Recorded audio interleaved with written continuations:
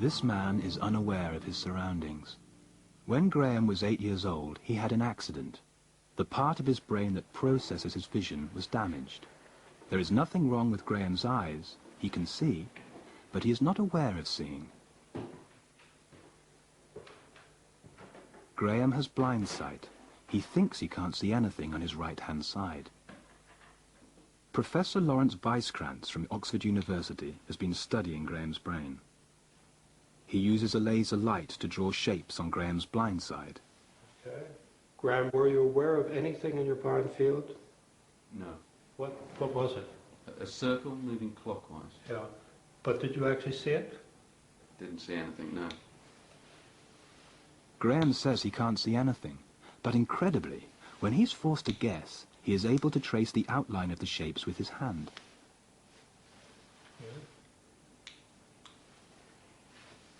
His brain receives information from his eyes without an image appearing in his mind. Can we make any sense of this? And can it help us understand whether animals are conscious of what they see? Graham, whom we've just seen, was a mystery even to himself, but at least he could tell us about what his condition was like. Well, 30 years ago, I got involved in an experiment. We were dealing with a monkey. She had a brain damage very like Graham's. She'd become almost, well, in fact, entirely blind. She just had given up trying to see. She'd been blind to the world for nearly 18 months when I first met her. I had a hunch that there was something going on which might actually reveal a capacity for sight which even she wasn't aware of. So I started working with her. Within a few days, she was beginning to attend to what I was doing. She was looking towards me. She was looking to, when I held up a bit of apple, she would reach out and first look at it and reach out her hand to try and pick it up from me. Well, I thought that was remarkable. I mean, she was meant to be completely blind. What Helen almost certainly lacked, like the human cases, was the feeling of vision, the sense of light at her eyes, the colors, the quality of experience. All Helen had was knowledge. She knew what was happening in the outside world. She was getting information. She knew there was a current on the floor. She knew there was an obstacle to her left or whatever, but she didn't feel it.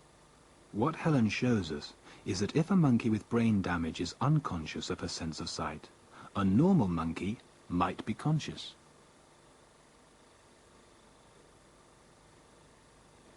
In 1996, some psychologists conducted one of the most important experiments in the scientific study of consciousness. They are confident that it proves monkeys are conscious beings. The psychologists used a monkey who has the same kind of damage as Graham has. She's seemingly blind on one side. The monkey can't tell us what she's aware of. Instead, she presses buttons and is rewarded with food. This is a reconstruction of the experiment. The monkey may be shown a green light either on her right, her blind side, or her left, and is supposed to press it. If she thinks there are no lights on, she presses the blue button.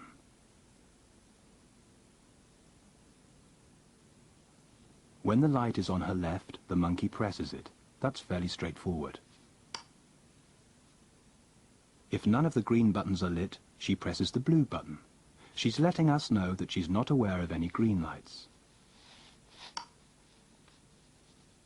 Given a green light on her right side, the blind side, the monkey presses it, but she presses the blue button too. The monkey can see the green light, so she presses it, but she is not aware of seeing it, so she also presses the blue button. Like Graham, the monkey is not aware of what she sees. Normally, the brains of humans and monkeys process vision along this pathway in the brain. And when that happens, we and monkeys are aware of what we see. Graham's brain has adapted so that he uses an ancient pathway which travels through the midbrain to process his sense of sight. His brain processes the information, but he sees no image.